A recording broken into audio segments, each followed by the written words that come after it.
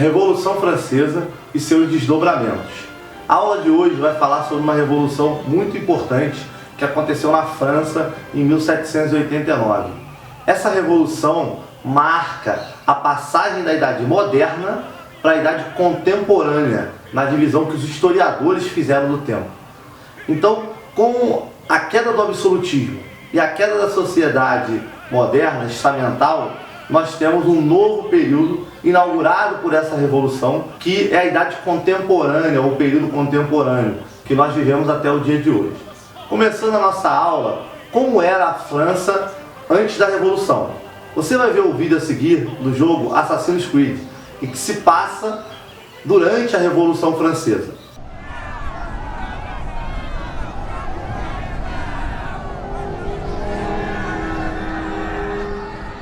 A desperate people know nothing of mercy.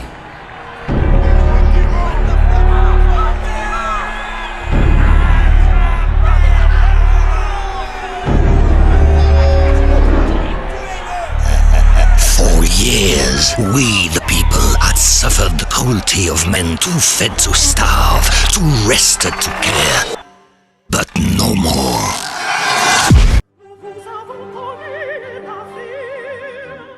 A França antes da Revolução era uma sociedade estamental. O que é estamental? É uma sociedade dividida em estados, onde as classes sociais eram fixas e não havia mobilidade social, ou seja, aqueles que nascem nobres morrem nobres. O nascimento é que determina a classe social onde aquele indivíduo se encontra. Pois bem, a sociedade francesa estava organizada no terceiro estado, onde ficava a maioria da população. Praticamente 97% da França eram trabalhadores urbanos, alguns conhecidos como sans-culottes ou sem-culottes, porque tem a ver com a vestimenta que eles usavam, que vocês vão ver aí na imagem. Trabalhadores, de uma forma geral, liberais da cidade, trabalhadores do campo, ou seja, camponeses, e a burguesia. Toda essa galera estava no terceiro estado e não tinha direitos políticos, tinha uma alta carga de impostos e cobranças, e praticamente sustentava o Estado francês. No segundo estado estava a nobreza, aqueles considerados sangue azul, que não trabalhavam, viviam de renda, fruto dos impostos pagos pelo terceiro estado. Os nobres compunham a família real e até mesmo o rei da França naquele período, antes da Revolução. E o primeiro estado, que compunha 1% daquela sociedade, era o alto clero. O que é o alto clero?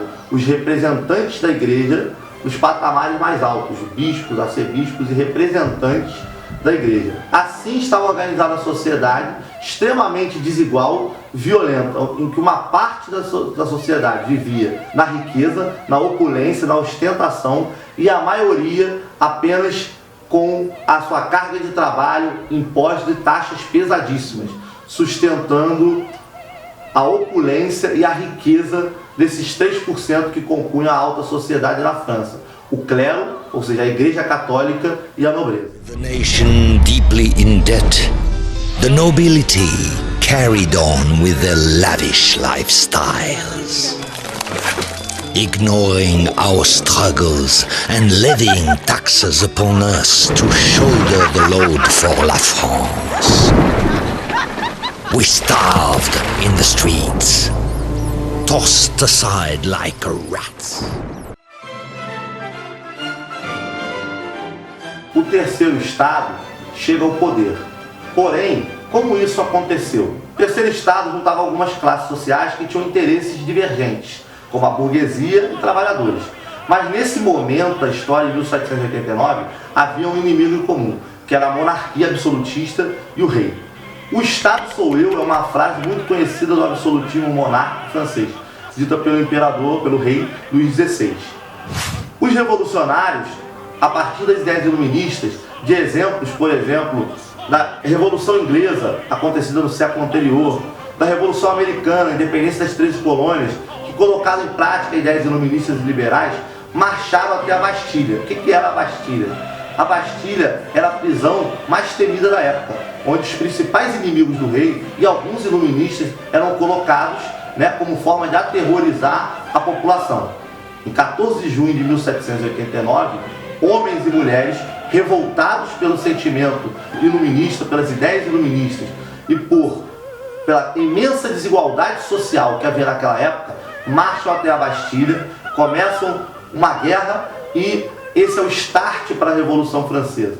A partir daí, uma guerra civil. Entre a multidão enfurecida, uma voz grita: para a Bastilha.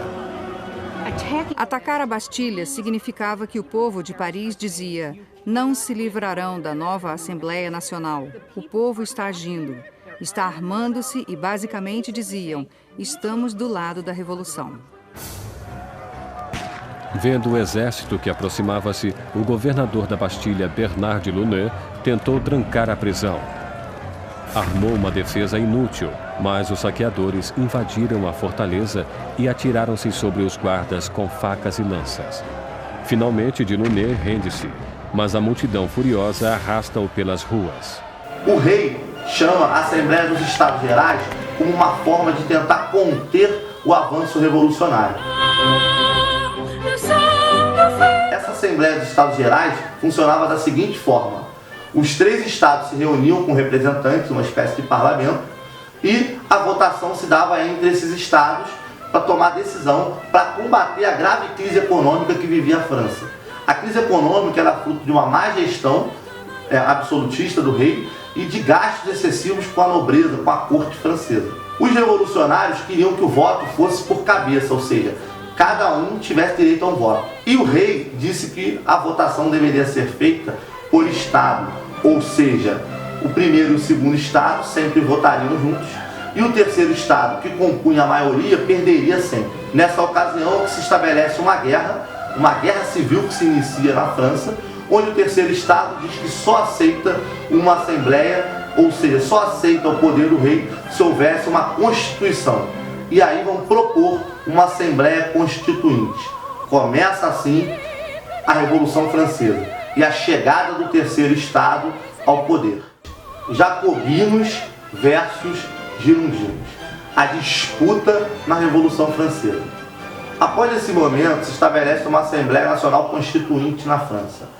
A ideia era uma ideia liberal e iluminista de limitar o poder do rei a uma constituição. Ou seja, a frase "o Estado sou eu" não pode mais se aplicar à medida que o Estado tem uma constituição. O que é isso? Um conjunto de leis que limite o poder do rei e submeta algumas das suas decisões à maioria da população. Essa era uma ideia geral que estava começando a ser colocada em prática nesse momento da história. Dito isso, nós vemos o seguinte: o rei está sendo forçado, está sendo pressionado, aceita isso. A burguesia vai compor um lado dessa Assembleia Constituinte e um grupo político chamado de girondinos. Os girondinos sentavam à direita da Assembleia. No centro sentava um outro grupo político, a planície. À esquerda sentavam os jacobinos. Assim nascem as noções contemporâneas da política de esquerda, direita e centro. Os mais radicais eram os jacobinos, aqueles que compunham a maioria da população de trabalhadores e camponeses e que propunham uma revolução mais radical, que adotasse uma república, voto universal, igualdade de fato, educação pública universal. Enquanto os girondinos da burguesia, ainda com medo da maioria da população e das revoltas, esses girondinos que compunham a alta burguesia tinham um poder econômico e queriam um poder político. E eles tinham medo da maioria da população. E a proposta deles era uma proposta muito mais tranquila, muito mais conservadora, vamos dizer dessa forma. Eles propunham que tudo se mantivesse como está, o voto não fosse universal, fosse o voto censitário e que continuasse a França a ser uma monarquia, contudo, uma monarquia constitucional, onde o poder do rei, o poder do soberano, fosse limitado pelo poder legislativo. São aquelas ideias iluministas: executivo, legislativo e judiciário. Isso todos concordavam. Mas os girondinos não queriam voto universal e também não queriam uma república. No centro, a planície era composta por alguns trabalhadores liberais, advogados, médicos e uma parte da pequena burguesia, ou seja, pequenos proprietários de imóveis, de terras ou até de pequenos comércios. Essa galera chamada centro votava ora com a direita e ora com a esquerda. Essa disputa vai se dar em vários momentos da Revolução Francesa. O primeiro governo é o governo jacobino, que é um governo mais radical, que acaba com a escravidão na principal colônia francesa, nas colônias, que adota medidas como tabelamento de preço e a guilhotina, ou seja, eles pretendem levar os nobres e o rei à guilhotina, momento extremamente violento e revolucionário desse processo. Após o uso da guilhotina para o rei, acaba que a Revolução Francesa institucionaliza o uso da guilhotina, ou seja, quer dizer que eles vão cortar a cabeça daqueles que são chamados de traidores da Revolução. O governo jacobino, vamos dizer que tenha perdido a mão com a guilhotina e usa ela contra vários, inclusive alguns dos seus acusados de traição daquela revolução. Os jacobinos instituem, além das medidas populares, um chamado Tribunal Revolucionário. Esse tribunal foi acusado de cometer excessos e também foi sabotado pela burguesia girondina. No segundo e último momento da Revolução, os girondinos voltam ao poder, conseguem matar as principais lideranças do movimento jacobino, que eram Danton, Marat, Robespierre. Esses todos são levados à guilhotina. Aliás, Robespierre é levado à guilhotina e é morto, instaurando um novo governo, que era o governo dos girondinos. Bom, dito isso, nós podemos entender que a Revolução Francesa, na verdade, foi também uma revolução burguesa, porque o contexto final e o caráter dessa revolução, no final das contas, foi dado pela própria burguesia. As vitórias populares foram suficientes para os jacobinos, mas não para os girondinos, porque a burguesia tinha planos diferentes dos planos da maioria dos trabalhadores nessa revolução. Os girondinos voltam ao poder e definem um caráter burguês dessa revolução, ou seja, a classe social que toma o poder da nobreza e do clero e passa a gerir o Estado é a classe burguesa.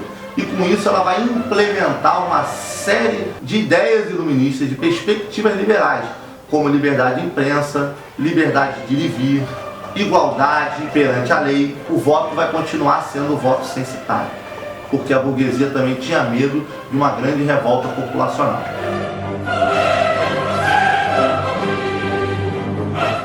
Bom, e quais foram os desdobramentos da Revolução Francesa para o mundo? Por que é tão importante estudar a Revolução? Bom, primeiro porque o absolutismo monárquico, enquanto forma de governo, a partir dessa revolução, entra em xeque na Europa e na Europa para o mundo. As ideias iluministas da Revolução Francesa, a independência do Brasil, vai influenciar a criação dos Estados nacionais contemporâneos. Ou seja, com quais ideias? Com divisão e equilíbrio dos poderes, executivo, legislativo e judiciário. Esses poderes têm que ser livres e não interferir uns nos outros. Então a Revolução Francesa, ela se desdobra no mundo inteiro com as concepções de democracia, de república, apesar de, nesse primeiro momento, a França não ter instaurado uma república. A sociedade estamental, o poder absolutista e a economia mercantil, onde o rei interfere o tempo inteiro nela, vão ficar para trás na história. E nós vamos ter a inauguração da sociedade e da política, ou seja, da concepção do Estado liberal capitalista. Divisão de poderes, igualdade jurídica, a sociedade é uma sociedade igualitária, onde as classes sociais vão se definir a partir do trabalho, e a economia, uma economia liberal a partir da não intervenção do Estado na economia. Na América, nas colônias francesas, em vários lugares do mundo, essas ideias vão se espalhar até os dias de hoje e são considerados valores universais para a sociedade contemporânea. Dicas de atividade sobre esse tema da Revolução Francesa. Aqui mesmo no YouTube tem, em 3 partes, o documentário A Revolução Francesa, do History Channel, e também a gente viu no vídeo o jogo Assassin's Creed, que se passa na Revolução Francesa. É um jogo também bacana para você poder treinar e ver um pouco do cenário desse fato, desse momento histórico.